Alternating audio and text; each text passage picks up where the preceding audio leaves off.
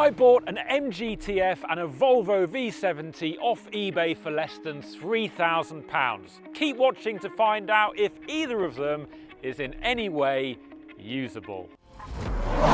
What's the best two-car garage you can get for £3,000? It's a question that many of us would have thought about while browsing eBay one night, wondering if we could really get the perfect combination of fun car and practical car for less than the price of a week in Ibiza.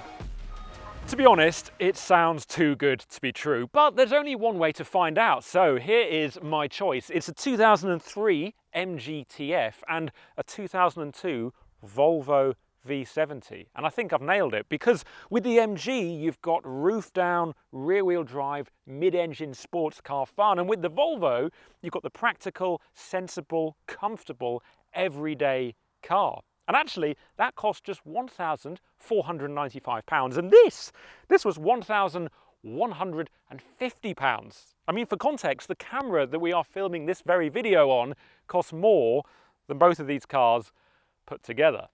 That's just incredible value. Clearly, I've got myself a cracking deal on paper, but what about in reality? Now, I'm going to give you a little tour of both of these cars because, as I said, they're 21 and 22 years old, so they easily predate the iPhone, and that means that there are a few rough edges that I should point out in the interest of fairness. So we'll start with the MG, and it's done about 65,000 miles. That's it. It's got 10 months left on the MOT. It's finished in trophy blue, and I'll be honest, there are some places where the finish is better than others. Around here, for example, it sort of looks like a blackboard style paint, but otherwise there's a really nice panel on the rear three-quarter where it glints beautifully. It's a really nice colour. The tyres, I've never heard of the maker of these tyres, and I can't actually pronounce them either, so that's not a great start, but there's lots of tread left on them, so in theory they should be absolutely fine. There is some bubbling of rust going on. The badge is looking a bit tatty, a bit of fogging on the headlamps. The rust, I'm told, is only superficial. Underneath it is absolutely spot on, so that's absolutely fine. The wheels, I quite like them actually. 16-inch alloy wheels. They're in pretty good condition, a little bit of curbing as you'd expect, but nothing more than that. Brakes are new, had those done before we bought the car, so it stops all right, although in the advert it said it had ABS, but it definitely doesn't have ABS, so just bear that in mind. Come down the side, it's actually pretty straight down here. I think the sill's been done at some point because there's a lot of filler going on down there. The roof, pièce de résistance, I'll show you that in a minute, but there's actually a decent amount of boot space. You can get an overnight bag or two in there, and then the engine's just forward of that, so it's an absolute nightmare to do anything to the engine because you can't access it, but it is mid-engine, which is cool. Yeah, the roof. It did come with a hardtop roof, but I took that off and just put it somewhere because I think this soft top is way better, much more flexible, and all you've got to do to bring it up is just lift it up like that and then clip it in on both sides and you're done. None of this electric folding hardtop crap. It's nice and simple. It means it can't break, in theory. Now, like any car, there's good bits and bad bits with the interior. I'll start with the good bits, and the seats are actually quite nice, and they're two tones. We've got blue kind of suede-like material and black leather. Nice. And also, there's a lot of storage space, more than you'd expect from a two-seat sports car. I've got space here, cup holders, two cup holders actually, space back there, space there, space there. Blessed for storage space, which was a pleasant surprise. Some of the less good bits, well, the buttons on the steering wheel don't work. That would be an MOT failure, but there is a backup button behind the steering wheel, so you can use that to alert people of your presence. So that's a nice touch. They realised it was going to break, so they fitted a backup behind there. Also, the passenger window, it goes down slowly, sort of. But then when you want to put it back up, you need a friend because, yeah, it doesn't go back up. So just bear that in mind.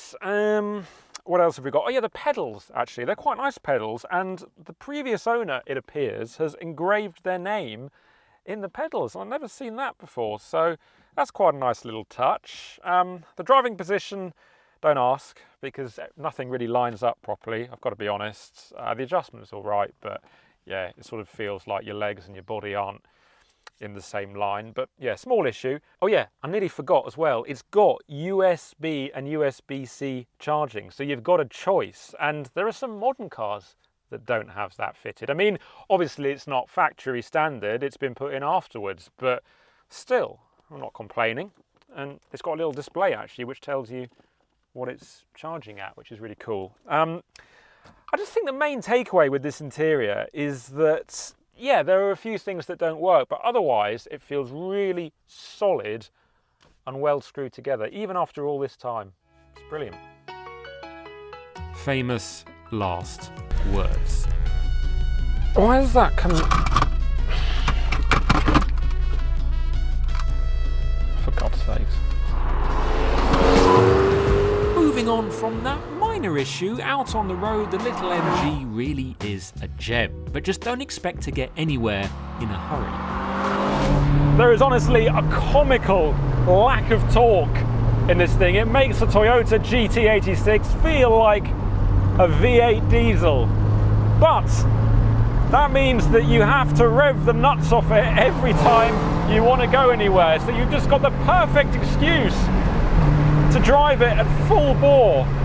And even if you have your foot down for a good 20 seconds, you're not going to be breaking the speed limit.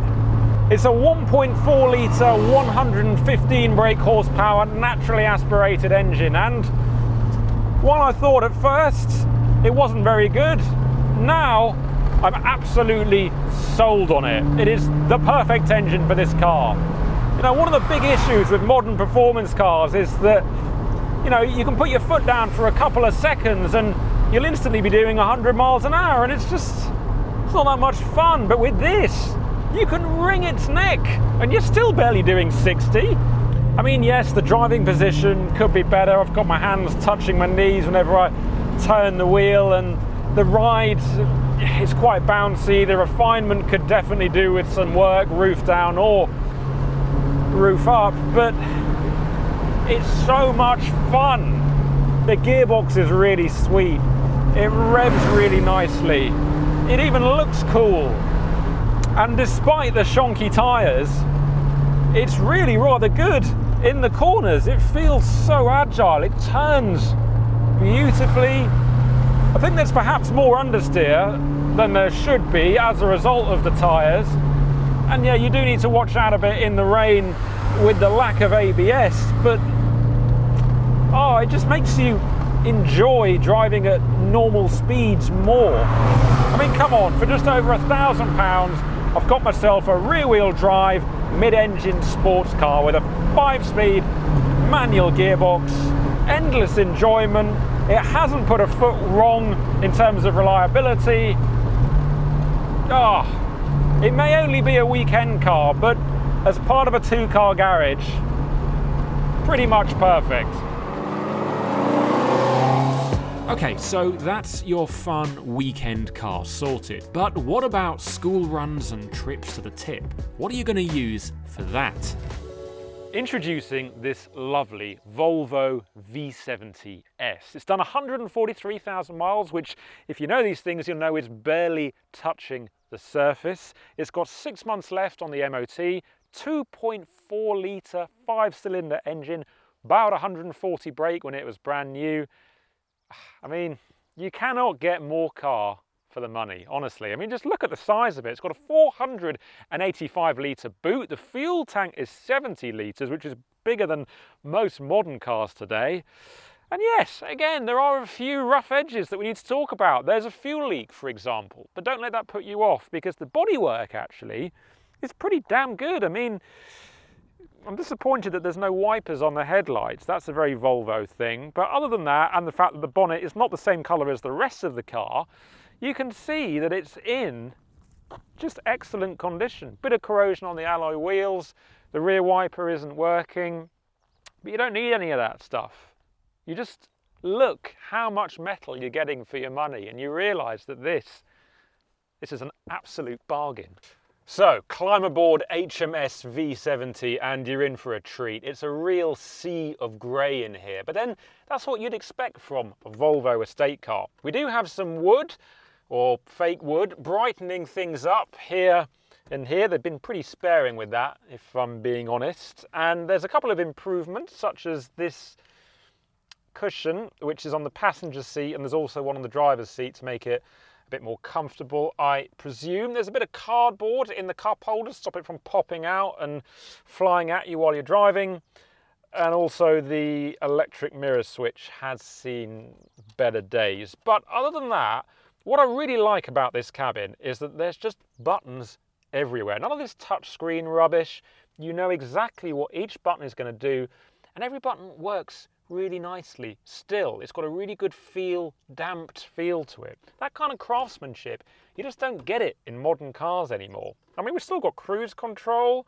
We've even, check this out, we've got a tape deck. And I've got to be honest, I've never used one of these before, but I understand that they used to play music on them. So I've got a tape here, and you pop it in that way maybe, and oh, I mean, the stereo system is even brilliant as well.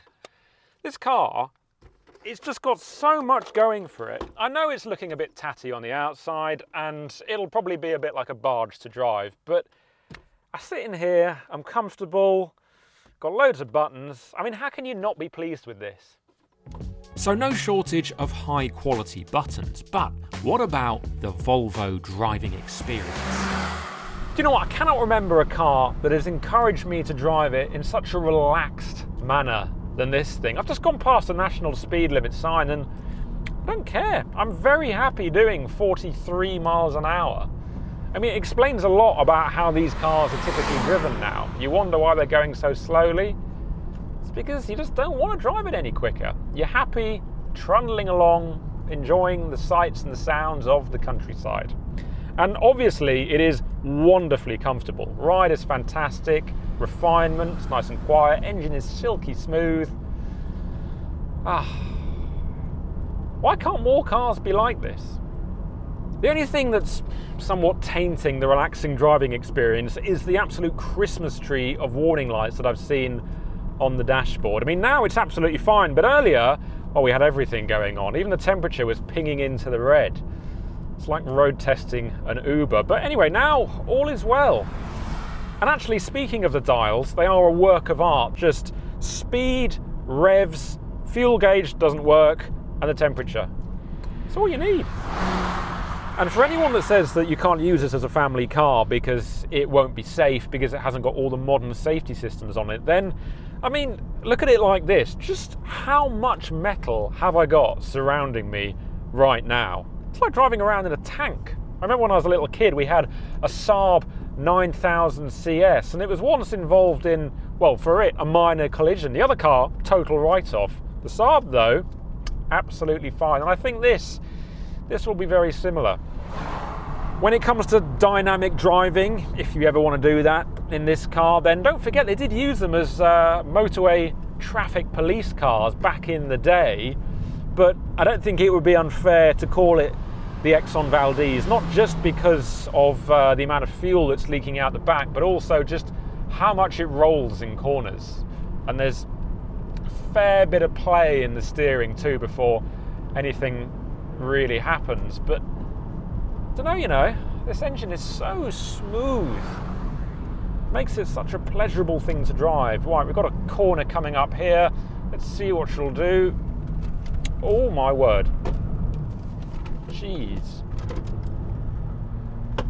Well, that was an experience, but I survived, and that's what you're going to have the MG for. Perfect combination, this.